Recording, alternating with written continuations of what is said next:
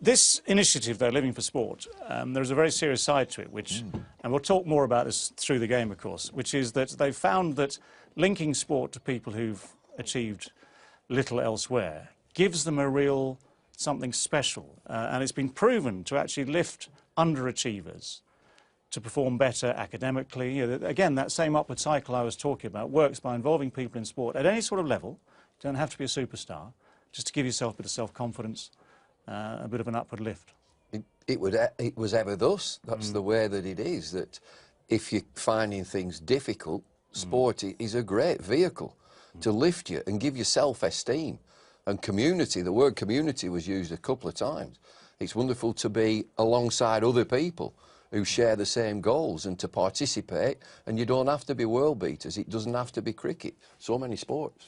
Well, what you hope, as a father of young children now just going through education, what you hope is that by the time they finish their education, they find something that they're good at or passionate about or inspired by. Now, it might not be sport, it might be theatre, it might be art, it might be books, whatever. Sport is one little package there in the whole. But because a lot of state schools have cut back on sport, the more initiatives like this to help give kids a chance in sport, the better, because, you know, lots of people who perhaps have not had the opportunity to become engaged by sport will find that they're good at it. So, yeah, fabulous. But there's also other sides to sport. You may be an official within the sport. You may be a scorer, administrator.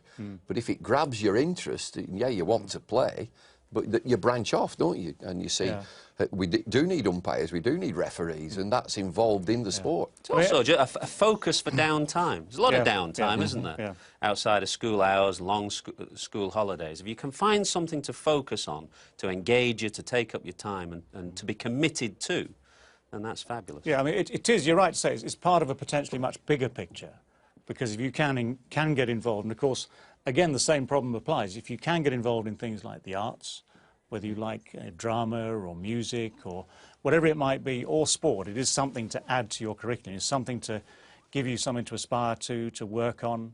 And it is a question of opportunity. Not everywhere in the same way. Not every school has access to all those things, or sport for that matter. So every little initiative like this is something, we hope, driving in the right direction. Yeah, we just, you know, you assume that everybody has one little bit of ability, talent inside them, and an educationalist's job is to try and find that and draw it out of them. I mean, what's interesting reading about it is that teachers report that those who get involved in this sport initiative become definitively more attentive and therefore more productive academically, which I think is an extraordinary. More confident, more self-esteem and proud. You know, I'm doing something. I think boxing clubs are great because that can channel anger.